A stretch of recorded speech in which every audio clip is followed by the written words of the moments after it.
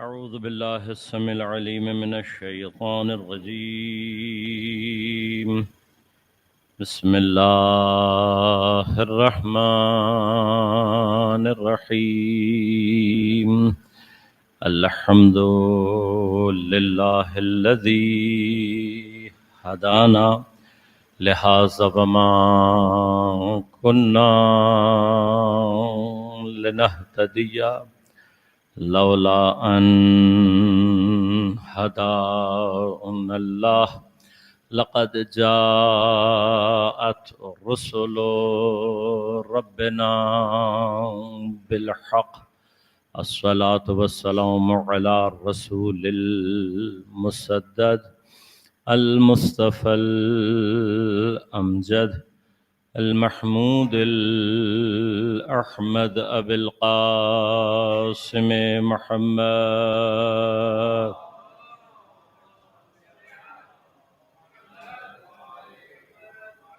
والصلاة والسلام على أسد الله الغالب غالب على كل غالب علي بن أبي طالب. والصلاة والسلام على السيدة المعصومة المظلومة الطاهرة البتول بضعة الرسول فاطمة الزهراء سيدة نساء العالمين.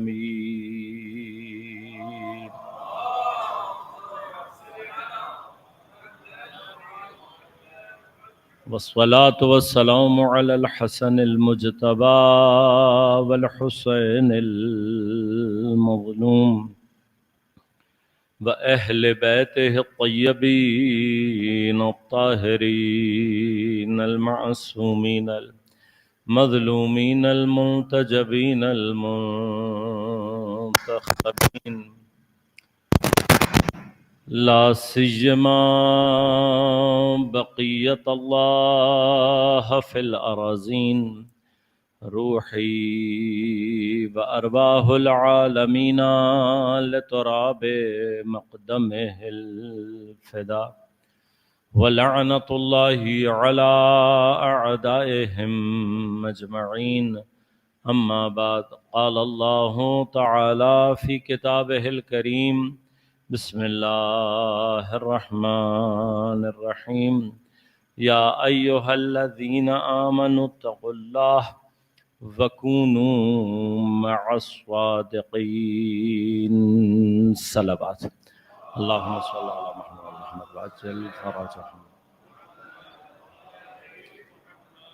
مومنین کرام، سامعین محترم، عزیزان گرامی قدر، ایام شہادت مظلومانہ حضرت سیدہ کونین سلام اللہ علیہا کے سلسلے میں برپا کی گئی ان 5 روزہ مجالس میں مقام صادقین اور صدیق آل محمد علیہم الصلاۃ والسلام کے عنوان سے ہماری گفتگو کا سلسلہ جاری ہے۔ آپ کی خدمت میں عرض کیا کہ القابات یا وہ خاص الفاظ کہ جو کسی ٹرمینالوجی کے طور پر قرآن کریم میں استعمال ہوئے ہیں، ان کو سمجھنے کے لیے ہمیں اس کے عام لٹرل میننگ سے تھوڑا سا آگے جانے کی ضرورت ہوتی ہے۔ تقریباً قرآن کریم میں ہر وہ مقام کہ جس کو دین نے اصطلاح کے طور پر، ایک ٹرمینالوجی کے طور پر ایڈاپٹ کیا ہے، اس کے اندر جو گہرائی ہے لفظ کے اندر، وہ یقیناً اس کے لٹرل میننگ سے زیادہ ہے۔ اب انہی میں سے ایک لفظ تقویٰ ہے۔ آیت کہہ رہی ہے یا ایھا الذین آمنو، اے صاحبان ایمان، اتقوا اللہ، اللہ کا تقویٰ اختیار کرو، تقوی الہی کو اختیار کرو۔ آیت کا اپنا انداز یہ بتا رہا ہے کہ صاحب ایمان ہوگا تو تقوی اختیار کر سکتا ہے. بس اگر ایمان نہیں ہے تو اصلا تقوی بحث ہی نہیں ہے. لہذا قرآن کریم میں تقریباً کے اوپر اللہ تبارک و تعالیٰ نے جہاں کہیں پر بھی تقوی سے بحث کی ہے تو اس کا ایک پری سپوزیشن ایمان کو کنسیڈر کیا. یعنی تقوی کے لیے ایمان پری سپوزڈ ہے، اس کے بغیر تقوی نہیں ہو سکتا، بس ایمان شرط ہے. لہذا ہم نے پہلے دن آپ کی خدمت میں گفتگو عرض کی تھی کہ آیا پاسبل ہے یہ بات کہ کوئی شخص تقوی کے مقام تک نہ پہنچ پائے لیکن مومن دنیا سے چلا جائے؟ یس پاسبل ہے. کیا ایسے شخص کے لیے جنت ہے؟ ہاں، اگر آپ ایمان بچا کر لے گئے، میں ایمان بچا کر اپنا لے گیا، دنیا سے جاتے وقت مومن گیا، تو پھر جنت کا اللہ تبارک و تعالیٰ نے مومن سے وعدہ کیا. لیکن اس مومن کے جو تقوی کے بغیر دنیا سے گیا ہے، جنت الٹیمیٹلی مل جائے گی، لیکن کس پروسیس کے بعد ملے گی یہ ڈیفائنڈ نہیں ہے. کیوں؟ اس لیے کہ تقوی دو بڑے امپورٹنٹ کام کرتا. ایک امپورٹنٹ کام کیا ہے؟ ایک امپورٹنٹ کام یہ ہے کہ تقوی ایمان کو گارنٹی کرتا ہے.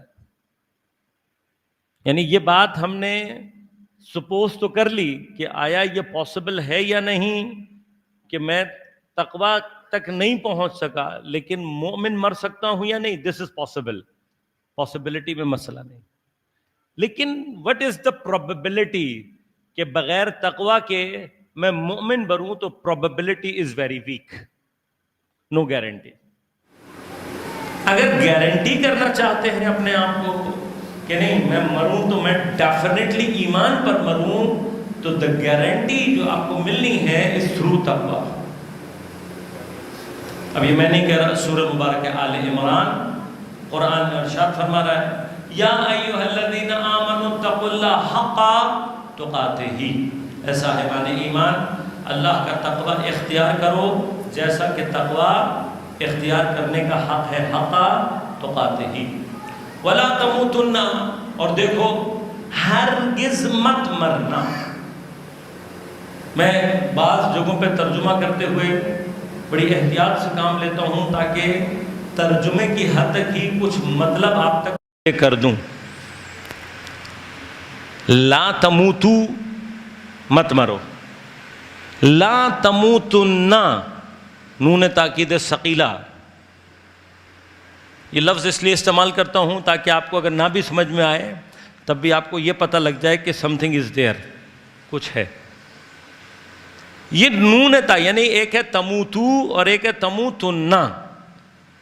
فرق کیا ہے؟ ایک کے اندر نون ہے. یہ جو نون ہے یہ عربی میں اسپیشل ایمفیسس کے لیے آتا ہے. یعنی آپ اس مطلب کو بڑے ایمفسائز کے ساتھ، بڑے کنسیڈریشن کے ساتھ کہہ رہے ہیں دیکھو بالکل نہیں، ہرگز نہیں مرنا، یہ کام بالکل نہیں ہونا چاہیے. یہ جو ایمفیسس ہے آپ کا یہ اس نون کے ذریعے سے پیدا ہوتا ہے. ہرگز مت مرنا الا وانتم مسلمون، مگر یہ کہ تم مسلمان ہو. اب یہ بات تو ہمیں اور آپ کو معلوم ہے کہ اگر میں ساری زندگی کلمہ پڑھتا رہا، نمازیں پڑھتا رہا، ہر کام میں نے کر لیا، لیکن مرنے سے پہلے خدا نہ خواستہ کچھ ایسا ہوا کہ میں ایمان سے اور اسلام سے ہٹ گیا، تو پوری زندگی کی عبادات اور اعمال کسی کام نہیں آئیں گے. البتہ اللہ اتنا رؤوف الرحیم ہے کہ جو آپ نے انجام دیا ہے اسے ضائع نہیں کرے گا. وہ اس کی ایڈجسٹمنٹ کہیں نہ کہیں آپ کے ساتھ ہو جائے گی، اب چاہے برزخ میں، قبر میں، قیامت میں، کہیں نہ کہیں ہو جائے گی. تو اس لیے اس وجہ سے یہ بحث بھی کی جاتی ہے کہ آیا اگر کوئی شخص ایسا ہے جو کافر مرا اور لیکن اس نے کوئی گناہ نہیں کیا. Is it possible? Yes it's possible ہے، پاسبل. تو ایسے شخص کے ساتھ کیا ہوگا؟ تو ہم یہ کہتے ہیں کہ اگر یہ جو کافر مرا ہے اس کی عقل ایمان پر کوئی نہ کوئی دلالت دے رہی تھی اور اس نے اس کو بھی کنسیڈر نہیں کیا. ایک آدمی وہ یہ ہے کہ جس کو عقل بھی اس کی نہیں سمجھا رہی کہ ایمان کیا چیز ہے، عقلی طور پر بھی ویک ہے، اسلام کا پیغام بھی اس تک نہیں پہنچا، تو خدا اس کو جہنم میں نہیں ڈالے گا. یہ کہاں جائے گا وہ پھر الگ بحث ہے، that is not my topic today. لیکن جو چیز سمجھانا چاہتا ہوں وہ کیا ہے، وہ کافر جنت میں اور جہنم میں حتماً جائے گا جس کو کوئی نہ کوئی سائن آف ہدایت اللہ نے دی اور اس کے باوجود اس نے اس کو کنسیڈر نہیں کیا. اب یہ سائن عقلی بھی ہو سکتا ہے، یہ سائن دین کے پیغام کی شکل میں بھی ہو سکتا ہے. یعنی کہیں نہ کہیں سے اس کو یہ بات معلوم ہوئی کہ میں غلط راستے پر جا رہا ہوں، لیکن راستہ چینج نہیں کیا اس نے، خدا کو ایکسیپٹ نہیں کیا اس نے. لیکن دوسری طرف سے آدمی برا بھی نہیں ہے، گناہ بھی کوئی نہیں کیا، بلکہ رادر ایک اچھا آدمی ہے، بہت ساری اچھائیاں کرتا رہا ہے. تو اب خدا کیا کرے گا؟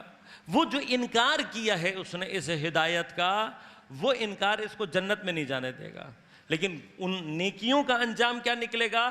نیکیوں کا انجام یہ نکل سکتا ہے کہ جہنم میں اللہ تعالیٰ اس کو ڈال کر عذاب میں مبتلا نہ کرے. اب ہمارے ہاں بہت سارے لوگ وہ سوچتے ہیں، کہتے ہیں یار یہ کیا فائدہ ہوا، بالآخر گیا تو جہنم میں نہیں آگا جانا. یہ یاد رکھیے گا، قیامت کے دن اگر کوئی صرف خدا کے عذاب سے نجات بھی پالے نا تو یہ اپنی جگہ بہت بڑی کامیابی ہے. اس لیے کہ بس میں زیادہ تفصیل میں نہیں جاؤں گا کہ جہنم کے عذاب اور قیامت کے عذاب کے بارے میں اچھی طرح سے اپنے ذہن میں بیٹھا لیں کہ even just for a second بھی اگر وہ عذاب مل جائے تو ہمارے اور آپ کے اندر کوئی طاقت اور تحمل نہیں ہے کہ ہم اس کو برداشت کر سکیں، جسٹ فار اے سیکنڈ بھی اگر ہو. اس لیے کہ جو جہنم کے عذاب کی انٹینسٹی ہے وہ ہم سوچ بھی نہیں سکتے. ایک دفعہ یعنی کہا جائے نا کہ تمہیں ایک سیکنڈ کے لیے جہنم کے چولہے پہ رکھ کے اتارا جائے، نہیں. جو ایک سیکنڈ کے لیے بھی جہنم کے چولہے پر بیٹھا ہوگا ابدی زندگی میں، ابدی زندگی، ہمیشہ کے رہنے والی زندگی میں اس ایک سیکنڈ کی تکلیف کو بھول نہیں سکے گا. لہذا جہنم کے عذاب، اللہ کے عذاب کے معاملے میں بی ویری کیئرفل. کبھی کسی بھی جگہ پر عذاب کے حوالے سے اگر کوئی آپ کو ریلیکسیشن دینے والی باتیں کر رہا ہے، جان لیں کہ اس کا نہ اسلام سے کوئی تعلق ہے نہ مکتب اہل بیت سے کوئی تعلق ہے. اہل بیت کی تعلیمات میں کوئی چیز ایسی نہیں ہے جو آپ کو اللہ کے عذاب کے مقابلے پر امن فراہم کرنے والی ہو، ماں سوائے ہمارا اپنا ایمان اور عمل. کوئی ریلیکسیشن نہیں ہے، کوئی ریلیکسیشن نہیں ہے. آپ مومن ہیں تو بچ سکتے ہیں، اس کے بعد کوئی ریلیکسیشن نہیں. لہذا بی ویری کیئرفل، اس میں بہت کیئر کیا گیا. اب اللہ کیا کہہ رہا ہے؟ وَلَا تَمُوتُنَّ إِلَّا وَأَنْتُمْ مُسْلِمُونَ. دیکھو ہرگز مت مرنا. اب یہ مرنا ہمارے کنٹرول میں تو نہیں ہے، یہ تو اللہ کے کنٹرول میں ہے. تو مجھ سے کیوں کہہ رہا ہے اللہ تعالیٰ کہ مت مرنا؟ تو علماء نے یہاں پر کہا ہے کہ یہاں پر مراد کیا ہے؟ مرنا ضروری نہیں ہے، مرنے کو نہیں کہہ رہا. إِلَّا وَأَنْتُمْ مُسْلِمُونَ. جس چیز کی تاکید کر رہا ہے اللہ، وہ کیا کر رہا ہے کہ اپنا اسلام بچا کر مرنا. اب یہ اسلام کیسے بچے گا؟ یا ایھا الذین آمنوا اتقوا اللہ حق تقاتہ. تقوی اختیار کرو جیسا تقوی کا حق ہے.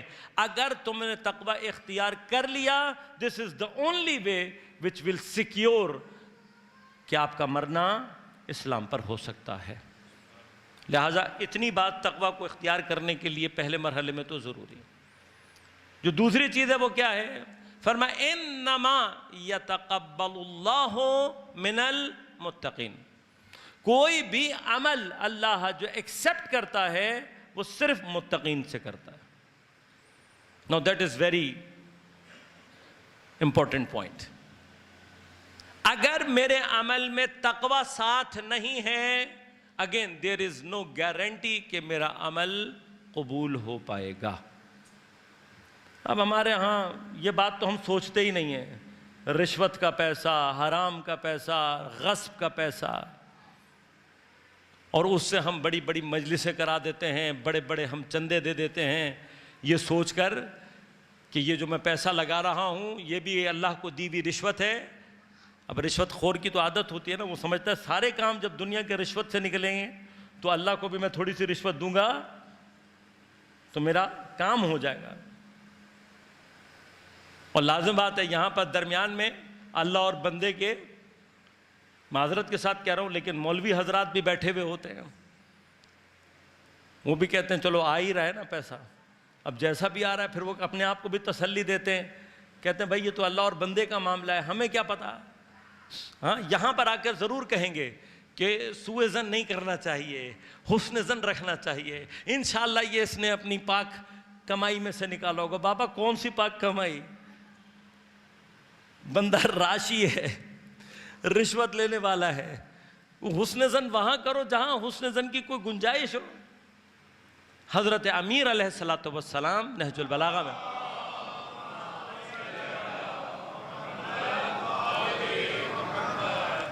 حضرت کا ایک کارندہ، اس نے گھر بنایا۔ اب مجھے نہیں پتا اگر حضرت امیر آ جائیں ہمیں دیکھیں تو پتہ نہیں کیا رسپانس ہوگا حضرت امیر کا، لیکن ایک کارندے نے گھر بنایا تو گھر ذرا خوبصورت سا تھا، تو حضرت نے دیکھ کے کہا کہ چاندی کے سکوں نے سر نکال لیا ہے۔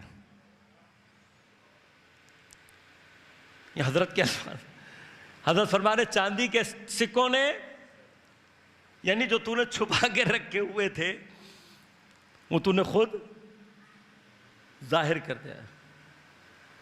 امام اسی لیے فرماتے ہیں جہاں کہیں کوئی اپنی ضرورت سے زیادہ خرچ کر رہا ہے یا کسی کا حق مار رہا ہے یا کسی تک حق پہنچنے نہیں دے رہا،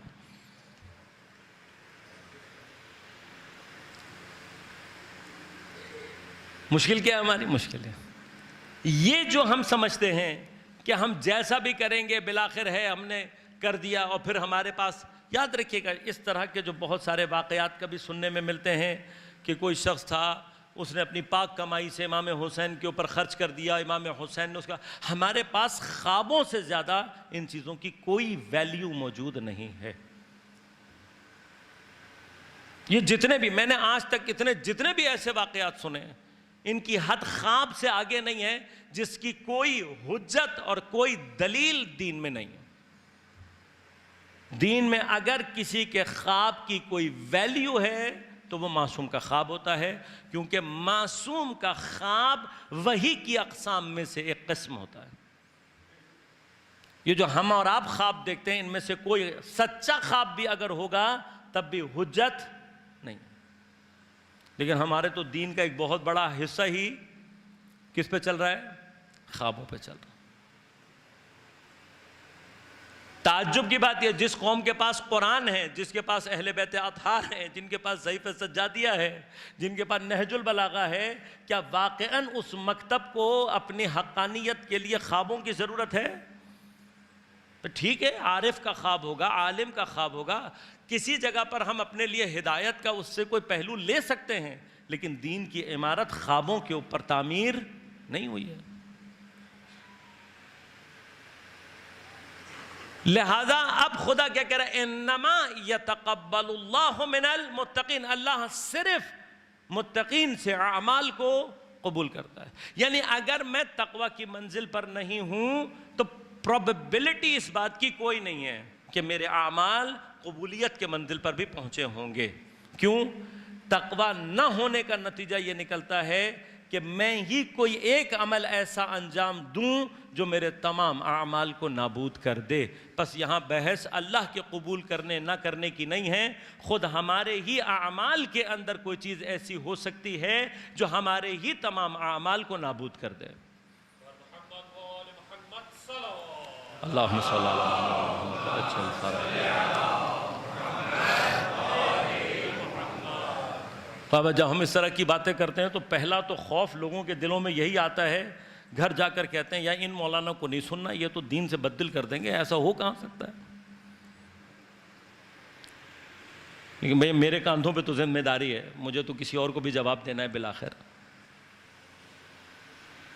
یہ یاد رکھیے گا، نیکی کی طرف قدم کا سنگین ہونا مولوی نہیں بناتا، ہمارے اندر کا شیطان اور نفس ہے۔ شیطان کا سب سے پہلا کام ہی انسان کو مایوس کرنا ہے۔ یہ ٹاپکس ہیں، کبھی موقع ملے تو ان پہ میں آپ سے بات کروں، یہ ہماری زندگی کے کامن پرابلمز کو سالو کرتا ہے۔ جہاں کہیں شیطان انسان کو کوئی ایسا کام کرتا ہوا دیکھتا ہے کہ جس سے اس کو یہ خیال آتا ہے کہ اگر اس نے یہ کر دیا تو میرا کام خراب ہو جائے گا، the strongest weapon وہ استعمال کرتا ہے، وہ کیا ہے؟ مایوسی۔ لہذا کامن سی بات بتاؤں، ہمارے بچوں میں اب یہ کامن مسائل ہے، بھئی پڑھ لکھ کیوں رہے ہو؟ نوکری کرنی ہے۔ نوکری کا ترجمہ کیا ہے؟ سلیوری۔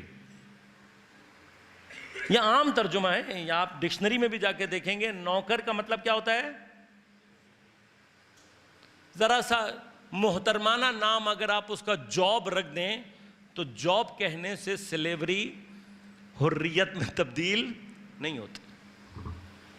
لہذا پڑھے لکھے، یہ ہمارا گلگت بلتستان پورے کا پورا شدید ترین ذہنی غلامی میں مبتلا ہے۔ آپ کو معلوم ہے اس وقت پاکستان میں سب سے زیادہ لٹریسی ریٹ کہاں ہے؟ سب سے زیادہ بیچلرز، ماسٹرز، ایم فل اور پی ایچ ڈیز کہاں پر ہیں؟ گلگت بلتستان میں۔ اور سب سے زیادہ ان امپلائمنٹ ریٹ کہاں ہے؟ گلگت بلتستان میں۔ سب سے زیادہ ورسٹ اکنامک کنڈیشنز کہاں کی ہیں؟ گلگت بلتستان۔ ہمارے گلگت بلتستان کے برادران کو برا لگے گا، لیکن بھیا میں پھر عرض کروں گا، میرا کام ہے، اگلی دفعہ آپ مجھے بلائیں نہ بلائیں، باتیں میں یہی ساری کر کے جاؤں گا۔ یہ ہماری مطلب ماشاءاللہ بزنس مین برادری یہاں پر ہے، آپ لوگوں سے باتیں نہیں کروں گا تو کس سے کروں گا؟ لیکن یہ آپ سب کو بتا رہا ہوں، ہمارے گلگت بلتستان کے دوست خزانے کے اوپر بیٹھے ہوئے فقیر ہیں۔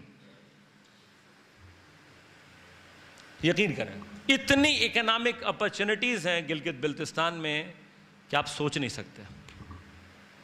تو میں تو اپنے خوجہ برادران میں سے اکثر سے درخواست کر چکا ہوں، بھائی جب میرے ساتھ چلو، اگر مسئلہ نہیں ہے میں آپ کو لے چلتا ہوں، میرے ساتھ چلو۔ یقین کریں، مطلب جو بزنس مین مائنڈ ہے نا، وہ جب جا کر دیکھے گا، اور ہے میں 2-4 کو لے کر بھی گیا ہوں، تو وہ بیچارے آ کر سب یہ کہتے ہیں آغا یہ تو واقعی آپ نے سچ کہا، یہ تو اتنے ریسورسز ہونے کے باوجود بھی کوئی ملت اگر ترقی نہیں کر رہی تو وجہ کیا ہے؟ یہ ہمارے اور آپ کے سامنے دنیا میں ہو رہا ہے۔ شیطان کا اسٹرانگسٹ ویپن کیا ہے؟ مایوسی۔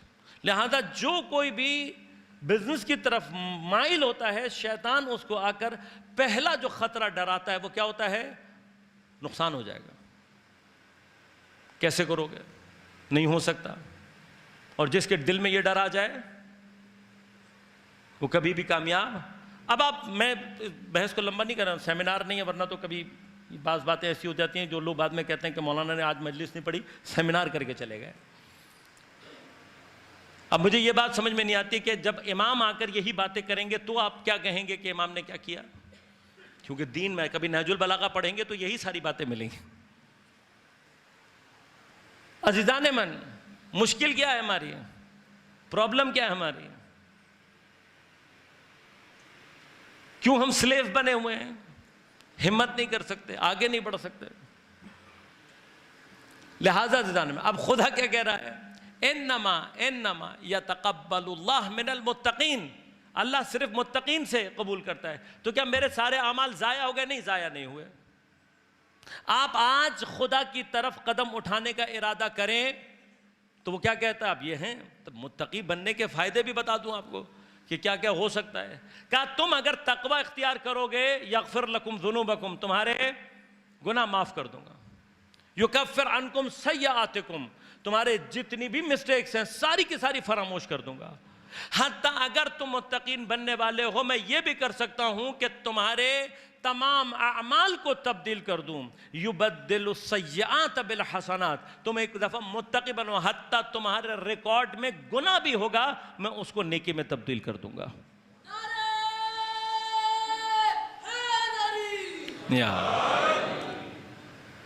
ہمیں اس بات کو سمجھنے کی ضرورت ہے یا نہیں؟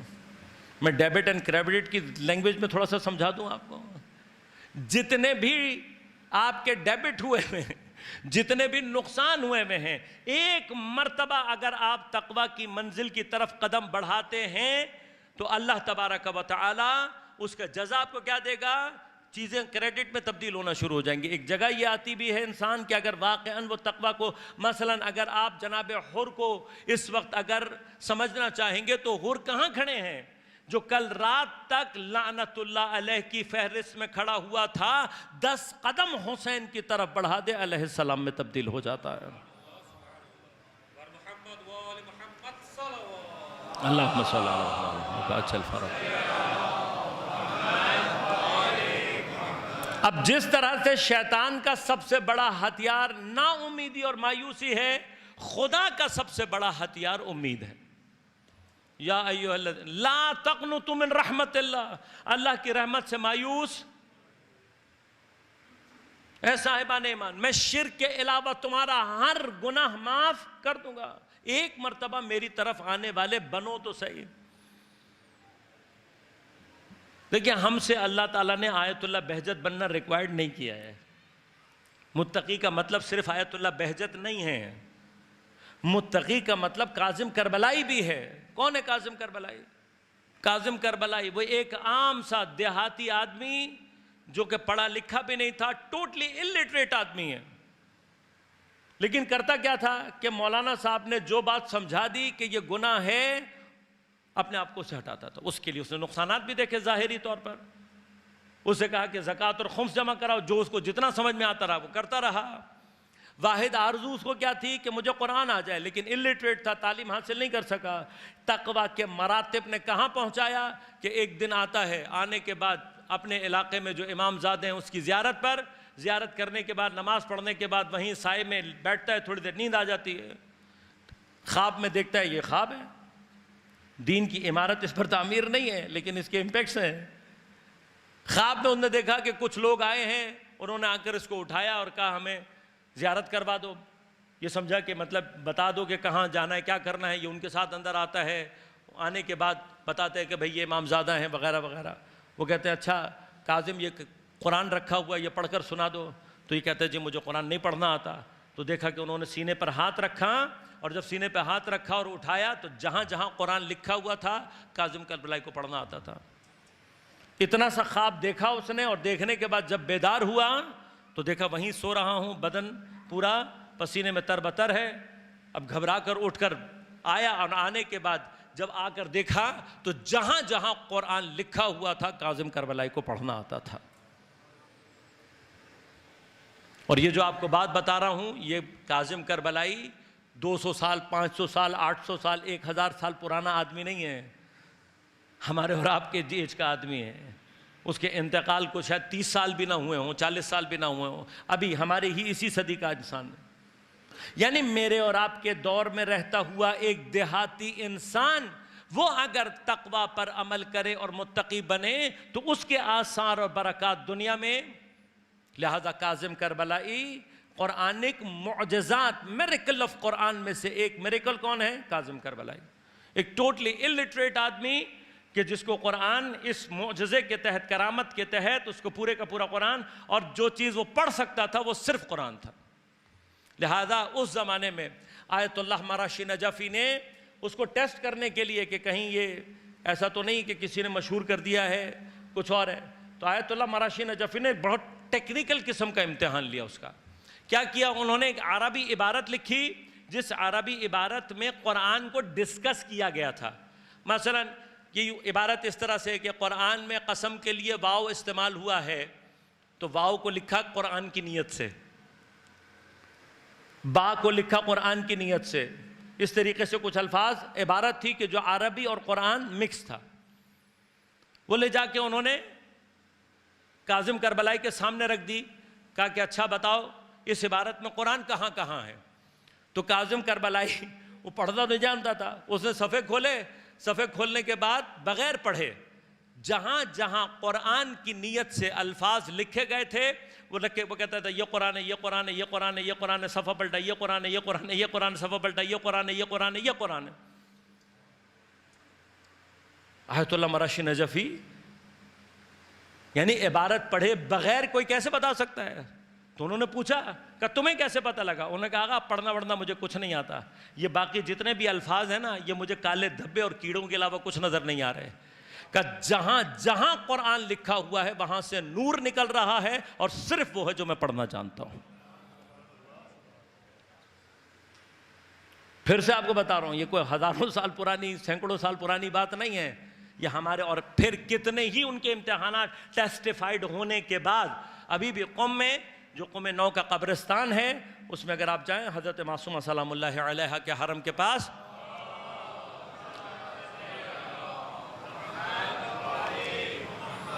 تو وہاں کاظم کربلائی کا مزار اور قبر ابھی بھی موجود ہے۔ یہ آثار تقویٰ ہیں۔ اس تقویٰ کے لیے ہمیں جو شیطان ہمارے ذہنوں میں لے کر آتا ہے چیزیں کہ یہ کوئی امپاسبل سی بات ہے، نہیں، تقویٰ اور ساتھ ساتھ یاد رکھے گا جیسے ہی انسان خدا کی طرف قدم بڑھانے کا ارادہ کرتا ہے تو روایات میں کیا ہے تم 1 قدم بڑھاؤ گے میری طرف میں 10 قدم تمہارے نزدیک آؤں گا۔ ہم نے اپنے آپ کو صرف تیار کرنا ہے۔ اب یہ تقویٰ کیوں ضروری ہے؟ دنیا میں رہتے ہوئے تقویٰ ضروری ہے کیونکہ اعمال قبول ہوں گے سارے تقویٰ کے ذریعے سے۔ تقویٰ کیوں ضروری ہے کہ دنیا سے اگر مسلمان مرنا ہے تو the only way کہ جس سے آپ کا تقویٰ مسلمان مرنا، ایمان پر مرنا گارنٹی ہوگا it's through تقویٰ، لہذا تقویٰ ضروری۔ اب یہ جو تقویٰ اتنا ضروری ہے یہ کیسے حاصل ہوگا؟ کونوا مع الصادقین، صادقین کی معیت، صادقین کا ساتھ اختیار کرو۔ اب آپ سوچیں اس کا معنی کیا ہوا؟ اس کا معنی یہ ہوا کہ مقام صادقین جس کو قرآن بیان کر رہا ہے یہ عام سچ بولنے والا صادق نہیں ہے، اس کو اس کے لٹرل میننگ کے ساتھ مت انڈرسٹینڈ کریں۔ یہ صادقین وہ مقام ہے کہ اگر کوئی صادقین کی معیت ان کا ساتھ اختیار کرتا ہے تو اس ساتھ کا نتیجہ ڈیفینیٹلی مقام تقویٰ ہے۔ لہذا اب اس معیت سے مراد فزیکل کسی کے ساتھ ہونا نہیں ہے، یعنی یہ یوں نہیں ہے کہ میں کوئی صادق تلاش کروں اور جب مجھے کوئی صادق مل جائے تو میں کچھ دنوں کے لیے اس کے ساتھ اس کے گھر میں رہ لوں یا اس کے محلے میں گھر خرید لوں یا جب وہ کہیں نکلتا ہو تو میں اس کے آگے پیچھے چلتا ہوا نظر آؤں، نہیں۔ یہ جو اب ہمارے ہاں ایک کانسیپٹ اس طرح کی معیت کا لوگوں کے ذہن میں ڈال دیا کہ بھئی جس نے بھی پیغمبر کو ایک دفعہ دیکھ لیا، سن لیا، وہ فوراً ہی جنت میں چلا جائے گا، قرآن کا کوئی کانسیپٹ ایسا نہیں، کیونکہ قرآن واضح طور پر یہ بتا رہا ہے کہ کفار بھی پیغمبر کے ساتھ ہی رہتے تھے اور منافقین نے بھی پیغمبر کے ارد گرد ڈیرا ڈالا ہوا تھا۔ بس یہ فزیکلی معیت اختیار کرنا یہ قرآن کا ہدف نہیں ہے۔ بس آج کی گفتگو کا آخری جملہ عرض کروں اور بحث آج کی ختم کروں کہ یہ جو تقویٰ جس کو ہم نے انڈرسٹینڈ کیا کہ کیوں ضروری ہے، اس کی اصل ماہیت کیا ہے؟ میں تفصیل میں نہیں جاؤں گا، میں وقت ختم ہو چکا ہے، لیکن کوئی ہم سے باٹم لائن جاننا چاہے، بیس لائن معلوم کرنا چاہے کہ ایگزیکٹلی تقویٰ میں فرام ویئر ٹو سٹارٹ، یعنی تقویٰ شروع کہاں سے ہوتا ہے، تو تقویٰ کی جو بیس لائن ہے وہ کہلاتی ہے ترک معصیت و گناہ، یعنی کہ ڈیلیبریٹلی کوئی گناہ نہ کرنا، یہ تقویٰ کی بیس لائن۔ لازمات اب میں نے بہت احتیاط سے گفتگو کی ہے، اس کا مطلب کیا ہے؟ آپ سے غلطی سے کچھ ہو جاتا ہے، نو پرابلم، ڈیلیبریٹ نہیں ہونا چاہیے، جان بوجھ کر نہیں ہونا چاہیے، اختیار کے ساتھ نہیں ہونا چاہیے۔ اب یہ کام مشکل نہیں ہے، بلیف میں مشکل نہیں ہے، یہ ہمارے والدین کا ہم پر احسان ہے، خدا کا ہمارے اوپر لطف ہے کہ اس نے ہمیں ایسے گھروں میں، ایسے علاقوں میں، ایسے ماحول میں پیدا کر دیا ہے کہ خدا کے فضل و کرم سے ایک بہت بڑے گناہوں کی تعداد ایسی ہے کہ الحمدللہ ہم اس کے بارے میں سوچتے بھی نہیں۔ اچھا، اب جو چیزیں رہ جاتی ہیں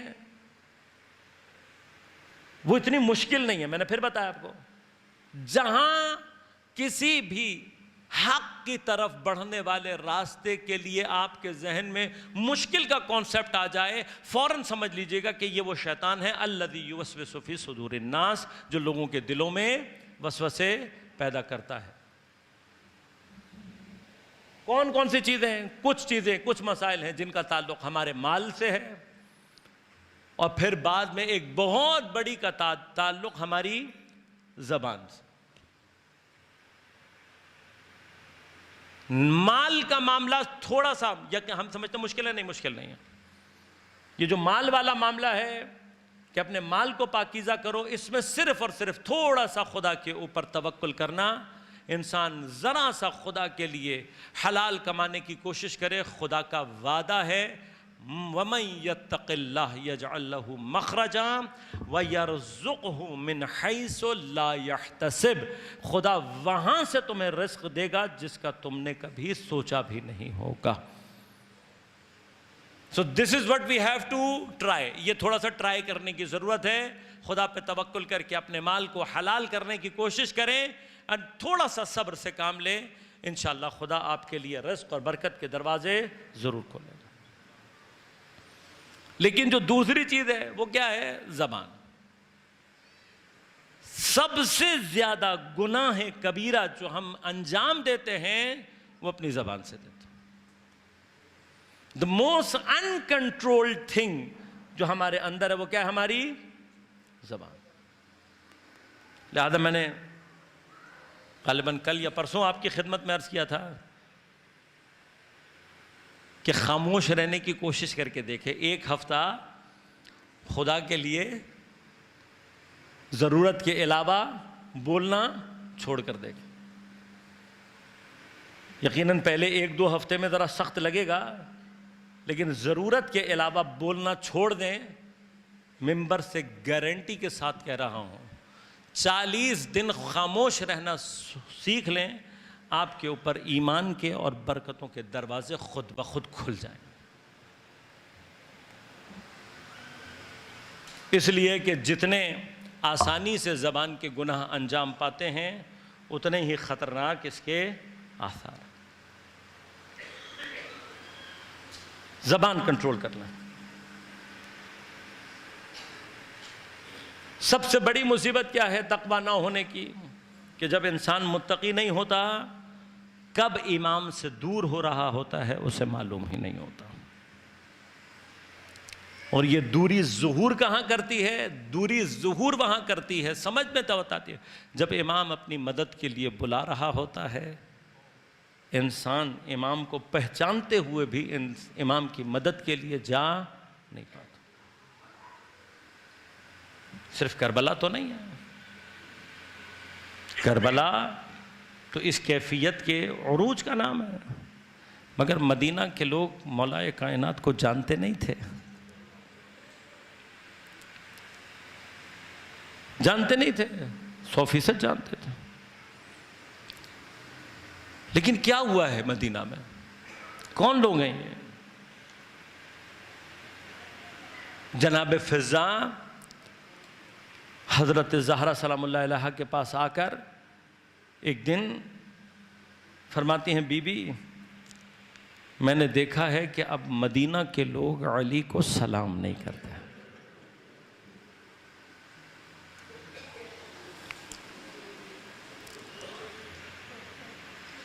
شام کو جب مولا کائنات آئے،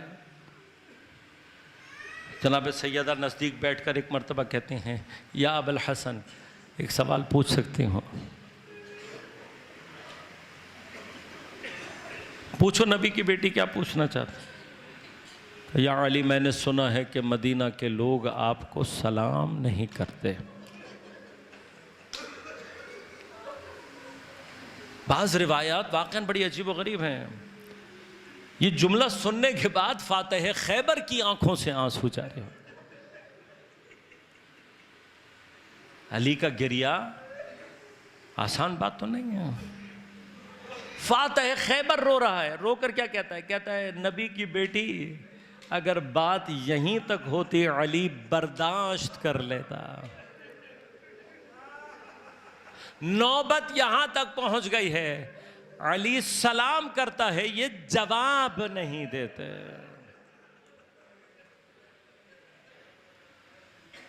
آیت اللہ جوادی عاملی حفظہ اللہ اشک بہا کر یہ کہتے ہیں علی کی کوئی مظلومیت کو اگر سمجھنا چاہے، یہ ایک جملہ علی کی مظلومیت کو واضح کرنے کے لیے کافی ہے۔ کیوں؟ اس لیے کہ سلام کا جواب نہ دینا اسلام میں کس کے لیے ہے؟ کہ جس کو اسلام اور دین سے خارج سمجھا جائے۔ مولا کائنات کے ساتھ یہ بیہیویئر کیا بتا رہا ہے؟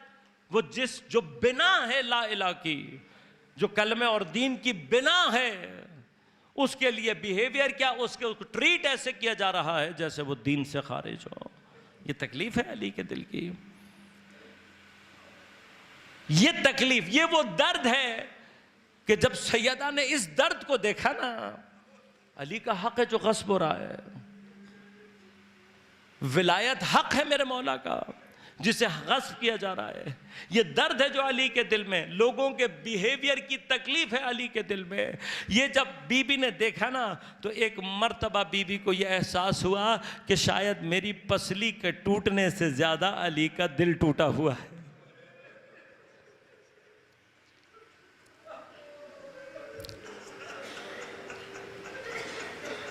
لہذا جس وقت فدق کو غصب کیا گیا اور یہ اطلاع ملی ہے بی بی کو، تو بعض راویوں نے کہا کہ ٹوٹی ہوئی پسلی کے ساتھ چادر لے کر دربار میں پہنچ گئے۔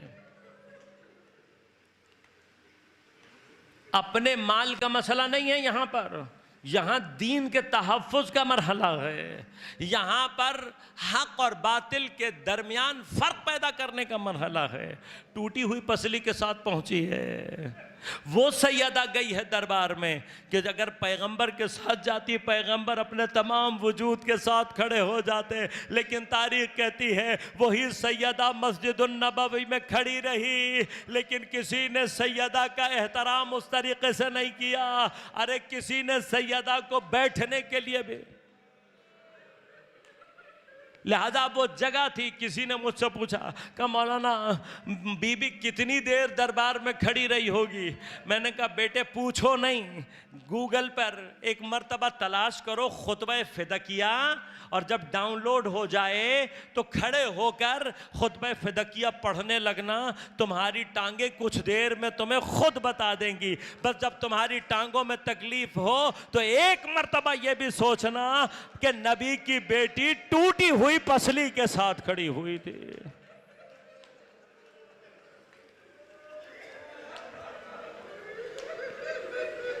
کربلا